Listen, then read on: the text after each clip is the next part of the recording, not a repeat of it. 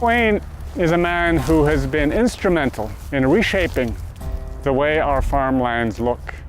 He saw right away in the 70s the impact of agriculture on the environment and climate. It's been an absolutely huge change.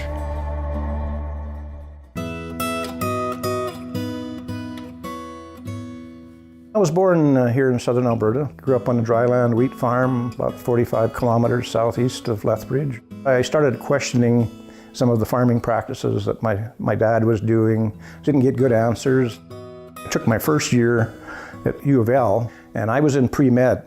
The Dean of Agriculture came down from Edmonton. He was such an inspirational speaker, and so I switched from pre-med to agriculture and go to U of A. The professors that I had, they said, don't be afraid to challenge conventional wisdom. Don't be afraid to push the boundaries. And I think that stimulated my interest in conservation tillage research. It was absolutely sacrosanct that from a farming standpoint that you had to use a plow, turn the soil over, get the stalks and the roots decomposed, ready for the next year's crop. The innovation that Wayne played a pivotal role in was finding a way to maintain high levels of yield without stirring the soil. Directly injecting the seed into the last year's cropland where the stalks wouldn't be moved. We had what we call black blizzards, regularly throughout the winter. Not enough cover on the land, so we have these dust clouds. They shut highways down. We just don't hear about those black blizzards anymore because we had to change our farming practices. Soil erosion by wind is a particular problem. So the reasoning behind our minimum tillage system is basically to conserve moisture and prevent soil erosion. And so the number of fallow acres have declined immensely in Western Canada. So that's been another positive effect of this new tillage process. He was going against the grain at the time, so he had to do a lot of education and proving the science that he was developing until he kind of was part of that tipping point where people realized that, yeah, these findings were correct.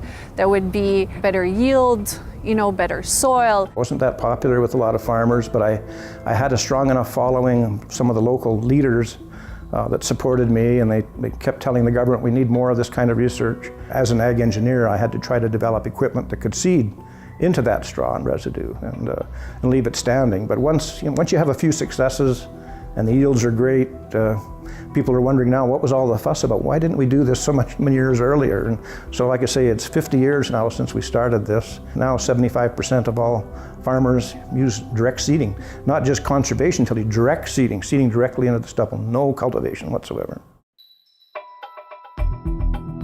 There was measurements done on soil quality as part of the overall impact of this new work. That started to show that carbon was being accumulated in the organic matter in the soil. Soils are vast reserves of carbon.